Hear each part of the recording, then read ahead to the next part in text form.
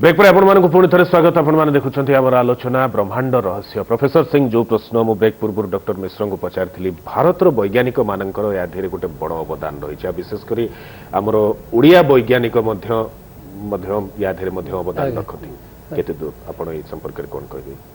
प्रथम ओडिया आरंभ कर इंस्टीट्यूट ऑफ फिजिक्स कंपोनेंट तैयारी करछन्ते जोटा को इंग्रजी रे कहबा पड़िबो फोटोन मल्टीप्लायर ट्यूब्स सेगुडा सब सेमाने ही करिक प्रकृति रे सर्न एक्सपेरिमेंट जोटा खंजा हिची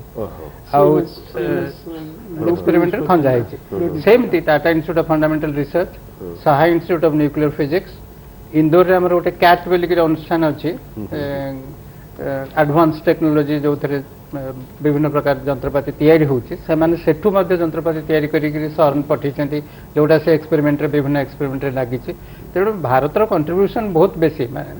माने बौद्धिक दृष्टि एवं यांत्रिक दृष्टि भारत सरकार $25 मिलियन भारत सरकार गोटे सर्न सहित चुक्ति करिसेंती सेति 2011 रे आज्ञा सेति पई ए माने जीवा को सुविधा होचे एवं सब विभिन्न प्रकार परीक्षा निरीक्षा रे ए माने भाग नै परछन। त माने हमर ओडिया वैज्ञानिकंकर मध्ये यथेष्ट भूमिका रही ओडिया वैज्ञानिकंकर भी अवदान अछि। दुर्गा प्रसाद महापात्र आगे Pradeep Sahu institute of physics रो माने photo multiplier doctor Sanjay Swain NISER किछ लोक काम कर। अच्छा प्रोफेसर बारिक गोटे कथा माने मोर मन को मध्ये गोटे आंदोलित करूची जो कथाटा आमे जो शब्द व्यवहार है इंग्राजी रे कंसिस्टेंट तार जदि आमे गोटे तार शब्दार्थ आमे खोजिबा निरवच्छिन्न बा गोटे कंसिस्टेंटली गोटे जे एफर्ट थाए ए बली प्रकार ए जो गॉड पार्टिकल तार गोटे अलगा ना दिया जाउची कंसिस्टेंट यार माने कोन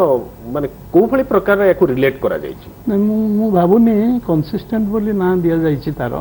ए तो हिग्स पार्टिकल बा गॉड पार्टिकल बोली जाको जेस्ट रे को जाउची किंतु मु भाबुची देयर इज सम मिसअंडरस्टैंडिंग जे कंसिस्टेंट नाटा कोनसी वैज्ञानिक मोहर मु सुनिनी कि ना कोनसी वैज्ञानिक लेखार भी मु देखिनी ए नाटा दिया जाइची बोली एया हिची जे जहाँ रिजल्ट पाइले result is almost consistent with the theory prediction a sense रे कंसिस्टेंट यूज करा जाय थाई पारे ग्रुप रो जो गोटे वैज्ञानिक अछि एटलास आउ हमर सीएमएस जो ग्रुप दी ग्रुप अछि से मानकर गोटे कंसिस्टेंट इफोर्ट रही छि एवं आगु को मध्ये ए से माने गवेषणा रत अछंती से माने इंडिपेंडेंटली काम करछन तो आ जेतले ए पार्टिकल ते पाइले ये 125 जीबी रे पाउची से भी 126 मेळ खाउची मेळ खाइबा सेही सेंस रे कंसिस्टेंट बोली जीबी माने अपन कहउछन जीबी माने हां स्पीड गीगा इलेक्ट्रॉन वोल्ट सेटा तार वस्तुत्वर माप गोटे एकक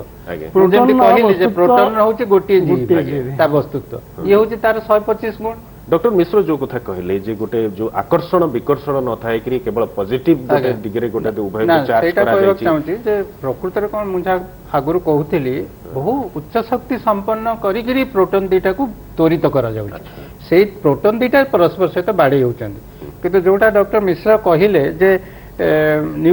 नाभि केंद्र भितर अनेक गुडे प्रोटॉन अछंती केवल पॉजिटिव माने प्रकृति विकर्षण करूचंती किंतु प्रोफेसर बारिक जोटा कहउतिले विद्युत चुंबकीय बल सहायता से विकर्षण करूचंती किंतु सेठी आउ गोटे बल काम करे जोटा को सबल बल बा दृढ़ बल बेली के कहले स्ट्रांग न्यूक्लियर फोर्स सेही बलटा प्रकृति रे होची आकर्षणकारी सेतर विकर्षण न थाए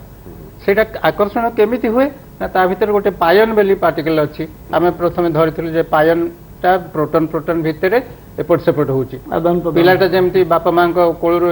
एपट सेपट हैला बलिया से सेमती होची सेही प्रकृति रे आकर्षण सृष्टि करे। तापर जेतले बेसी टिका आमे जानिलु जे क्वार्क भितर गोटे ग्लुऑन बेली गोटे कणिका अछि जेमती हिग्स गोटे कणिका फोटोन गोटे कणिका सेमती ग्लुऑन गोटे कणिका अछि से एक्चुअली क्वार्क मान को जोडुची क्वार्क मान को जोडी हला टू प्रोटॉन ता जोडी होची तेणु से बलटा विद्युत चुंबकीय बलटू बहुत शक्तिशाली तेणु सेही प्रकृति रे नाभि केंद्र को गोटे स्थिर अवस्था को आनी। डॉक्टर पाणिग्राही इथे गोटे प्रश्न आसुची जे जो भले प्रकार जो उद्भावन हे चली आपण तो जानिचंती जे विज्ञानी माने बा वैज्ञानिक माने सब बेले अनुसंधिष्ठु गवेषणारत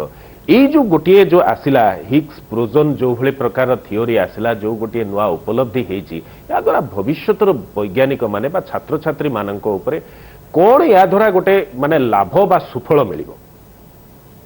आपण देखंतु भौतिक विज्ञान बा पदार्थ विज्ञान रे अनेक नूतन तथ्य आविष्कार करा जाउछ आस्ते आस्ते नूतन तथ्य उन्मोचित होची जो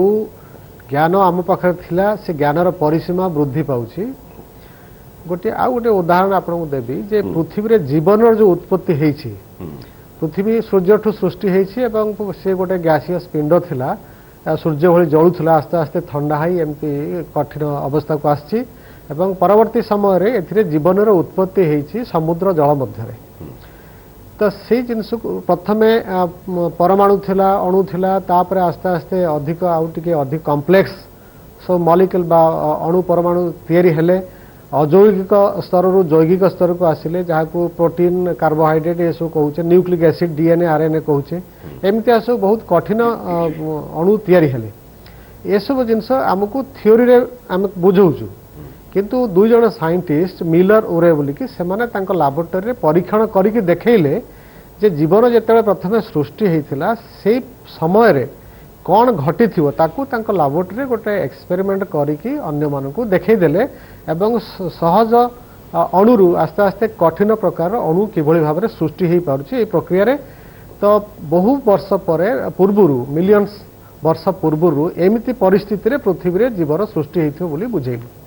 ठीक से भाई भाव में आम खाली विज्ञान केतबेले थियोरी रे विश्वास करना जहाँ आम कहूचे ताकू आमको प्रमाण कर देखा पड़ी आज्ञा जो हिग्स पार्टिकल कथा थियोरी रे कुहा जाउथला आज पर्यंत तार अवस्थिति अच्छी एक्जिस्ट करूची ए विषय प्रमाण दबाकू थिला पृथ्वी को तेणु वैज्ञानिक माने सेटा आज प्रमाण कर देखैछंती खाली कहीदेले हम ना ताको कहीं ग्रहण करेंगे ना सेटा गोटे हाइपोथेसिस होइके रही जिवो सेटा जेतोले प्रमाण योग्य हब प्रमाण करिके आमे समस्त को देखै परिबा ताहाले ही सेटा ग्रहणीय हब जोटा आज संभव होआ को जाउछि एवं परवर्ती समय ये रिसर्च चलिला एटा एंड नो एटा होछि ए स्तर रे बिगिनिंग आउरी नूतन तथ्य आस्ते आस्ते आम सम्मुख को आसीबो परवर्ती समय डॉक्टर मिश्र आपणक मतरे यार सुफल केते सुदूर प्रसारी निश्चित भाव विज्ञान गोटे नुआ रास्ता टे खोलीगला विशेषकर आप जरा कहले शिक्षा क्षेत्र में आमर परवर्ती पीढ़ी जो युवशक्ति आसुच्च गोटे नुआ नुआ जागरण सृष्टि है वैज्ञानिक क्षेत्र में नुआ गोटे उद्भावन नुआ आविष्कार नुआ तथ्य प्रथम थर पर विश्व इतिहास गोटे नुआ तथ्य पाखक आसला ये गोटे बहुत बड़ उपलब्धि बहुत ये कथा आसी ना जमी आप discovery of atom discovery of molecule discovery of gravity discovery of is equal to MC square ये जो गोटे गोटे बड़ बड़ उपलब्धि था माइल खुंट विश्व इतिहास सेमती ये गोटे discovery of Higgs particle Higgs बोजन जहाँ आप कहते नुआ पीढ़ी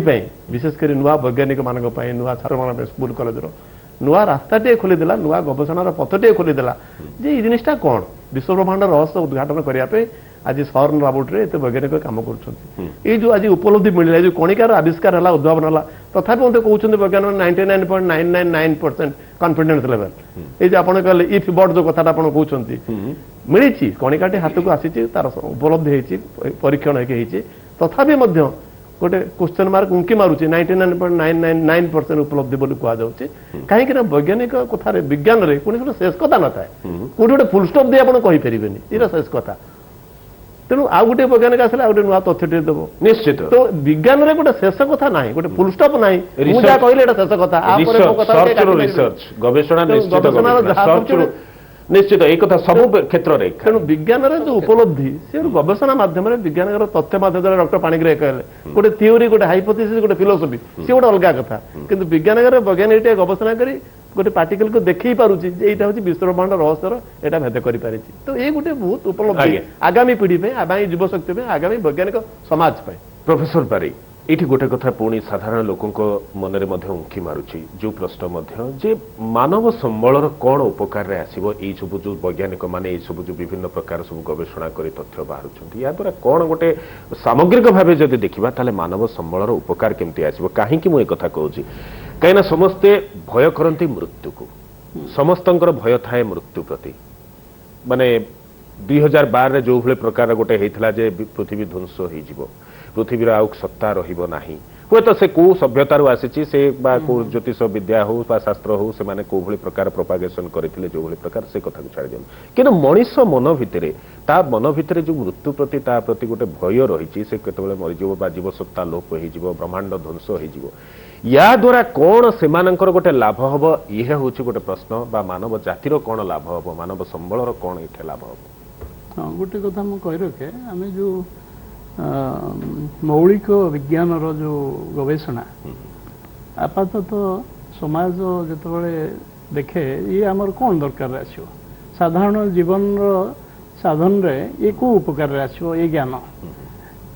ପ୍ରକୃତରେ ଦେଖିବାକୁ ଗଲେ ଯେ ଏ ସବୁ କିଛି ମୌଳିକ ବିଜ୍ଞାନର ଗବେଷଣା ହଠାତ୍ କିଛି କାମରେ ଆସିଲା ଭଳି ଲାଗେ ନାହିଁ, କିନ୍ତୁ ସେଇ ଗବେଷଣାର ଉପଲବ୍ଧି ପାଇଁ ଯେଉଁ ଯେଉଁ ବାଟ ଦେଇ ଯିବାକୁ ପଡ଼େ ସେଇ ମାଧ୍ୟମରେ ଅନେକ ଜିନିଷ ନୂତନ ଟେକ୍ନୋଲୋଜିର ସୃଷ୍ଟି ହୁଏ, ଯେଉଁଟାକି ସାଧାରଣ ଜୀବନ କ୍ଷେତ୍ରର ବହୁତ କିଛି ଉପକାରରେ ଆସେ। ବର୍ତ୍ତମାନ ମୁଁ କହି ରଖେ ଏଇ ଯେଉଁ ଉଚ୍ଚ ଶକ୍ତିର ଯେଉଁ ଗବେଷଣା କରାଯାଉଛି LHCରେ ହଉ ବା ସେଇ ଟାଇପ୍ର এই গবেষণা ପାଇଁ ଯେତେ ଯେତେ ଟେକ୍ନୋଲୋଜି ଆବଶ୍ୟକ ହେଇଛି, କମ୍ପ୍ୟୁଟର ଠାରୁ ଆରମ୍ଭ କରିକି ନେଟୱାର୍କିଂ ପର୍ଯ୍ୟନ୍ତ, ଆଉ ଆଜି କମ୍ୟୁନିକେସନ କ୍ଷେତ୍ରରେ ଆପଣଙ୍କର ଯାହା କିଛି ହେଇଛି କେବଳ ଏଇ ଗବେଷଣାର ଉପଲବ୍ଧି ପାଇଁ ଯାହା ଯାହା ଆବଶ୍ୟକ ଟେକ୍ନୋଲୋଜି ଡେଭଲପ୍ କରିବା ପାଇଁ, ତାକୁ ସ୍ପିନ୍ ଅଫ୍ ବୋଲି କୁହାଯାଏ।